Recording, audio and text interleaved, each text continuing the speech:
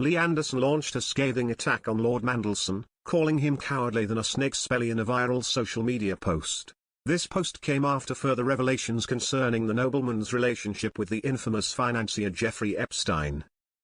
The criticism from Reform Party MP Anderson stems from a scathing speech in the House of Commons by Robert Jenrick, a new Reform Party member, who demanded that Lord Mandelson face criminal charges instead of clinging to his Lord's seat.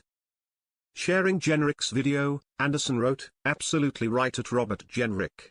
Mandelson is more vile than a snake's belly." The post, released Monday night, garnered thousands of likes and hundreds of retweets, sparking calls for accountability amid the shocking revelations from the U.S. Department of Justice. Jenrick told the House, "Mr. Speaker, the revelations we have seen over the last 48 hours are not just an embarrassing issue for the Labour Party, they are a matter of national security and the rule of law."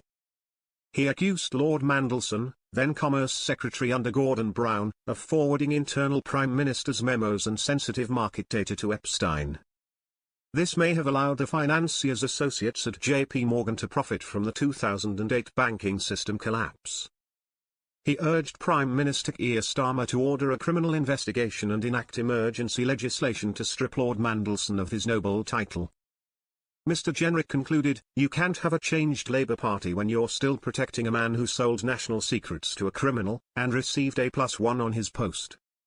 Sir Keir has said that Lord Mandelson should relinquish his noble title. The scandal stems from Justice Department documents revealing communications between Lord Mandelson and Epstein during the global financial crisis. According to the leaked information, while serving as Trade Minister, Lord Mandelson shared an interesting note to the Prime Minister, an assessment by Mr. Brown's advisor, Nick Butler, of policy measures, including a plan to sell assets. Other documents show that Lord Mandelson apparently promised to lobby for a bonus tax for bankers in 2009 and confirmed the Euro bailout package a day earlier in 2010.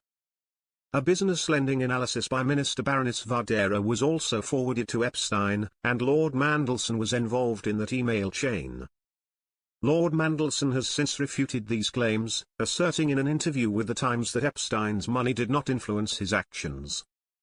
He admitted to making a misjudgment regarding the £10,000 transfer from Epstein to fund an osteopathy course for his husband, Reynaldo Avila da Silva, in 2009, amidst crisis negotiations.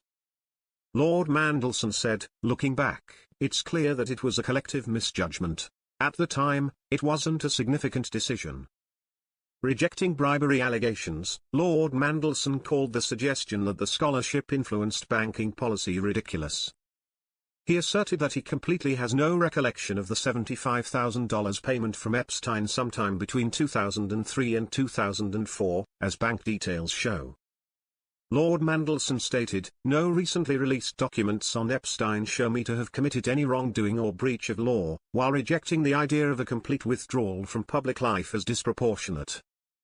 Metropolitan Police are reviewing reports of misconduct in the performance of their duties, assessing whether they meet the threshold for criminal offences. Cabinet Secretary Sir Chris Wormald is investigating the leaks at Mr. Brown's request. The former Labour deputy leader, Countess Harman, has called Lord Mandelson untrustworthy since the 1990s, expressing shock at the extent of his misconduct. She urged Mr. Starmer to advise the King to remove him from the Privy Council and prevent his return to the House of Lords. Government Minister Karen Smith called his membership in the House of Lords shameful, noting that reforms require the support of various parties without a majority in the House. Former Chancellor Nick Macpherson has alluded to current suspicions of leaks to insiders within the Chancellor's office.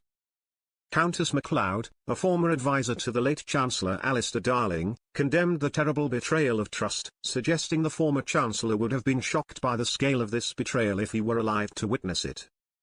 A government spokesperson said, "The decision on whether or not to investigate rests with the police, and the government is prepared to provide any assistance and support the police may require." Epstein asked, "What assets can be sold?" and received answers along the lines of, "Land, real estate, I suppose."